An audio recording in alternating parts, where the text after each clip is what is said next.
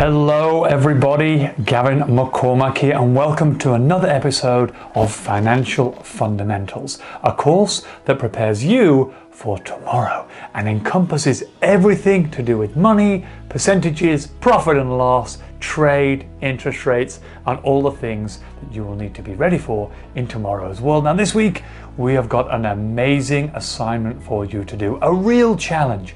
We're going to ask you to step into the world of a family. In fact, this week you're going to be a parent.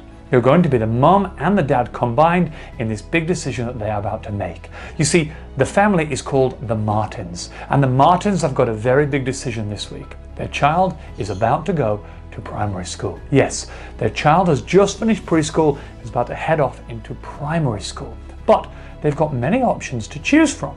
There are many schools in their area, there are private schools, there are public schools, and there's also the option of staying at home and becoming a homeschool child.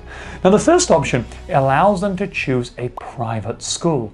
Now private schools have very high paying fees. In fact, for every year you attend, it can cost up to $40,000 for your child to go to school, and the Martins have to contemplate this. Can they afford to pay $40,000 every single year to send their wonderful child to a wonderful school? I mean, private schools have lots of wonderful things. They have low numbers of children in the classroom. Some of them have swimming pools, tennis courts, they have private buses, excursions, and lots of wonderful things for your children to do at the school. But they are very, very expensive.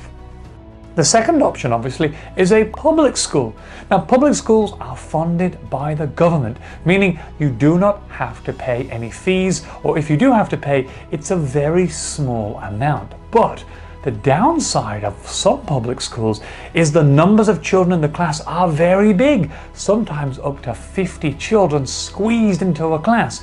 And because it's funded by the government, depending on if the government has lots of money, sometimes these schools do not have all the resources that a private school could have. Sometimes the books are a bit old, or the swimming pool is something that they can only dream about. And the Martins this week have to contemplate that. Do they choose a very high-paying school where everything will be fine and amazing resources, but it will really hurt them financially? Or do they choose a public school where it's completely free, but maybe the quality of education is not quite there? Now the third option, and this is the third option which is very tricky, is homeschooling. And homeschooling is where your children do not go to school at all. In fact, they stay at home. Now when they stay at home, they don't play in the garden and just play all day on video games or reading books. They must study. One of the parents must stay home with the child all day long, must write a curriculum, must pretend to be a teacher, and actually teach the child just like the education they would get in school. But as you can imagine, it's absolutely free. But the difference on this side is that it's a lot of stress on the family, and also the parent that stays home with the child cannot go to work. And if you can't go to work, well, that means less money is coming into the household and therefore there's less to spend. So this week is a very tricky situation for the Martins, and we need you to help them make that decision. You see, this decision is not just about money. Yes, a private school is very expensive with a very good level of education. A public school is completely free and the education may be good, it may not be good. And homeschooling is absolutely free and the parent get to spend lots of time with their child, but less money is coming in the door because somebody cannot go to work in the household. So your decision is not just about money.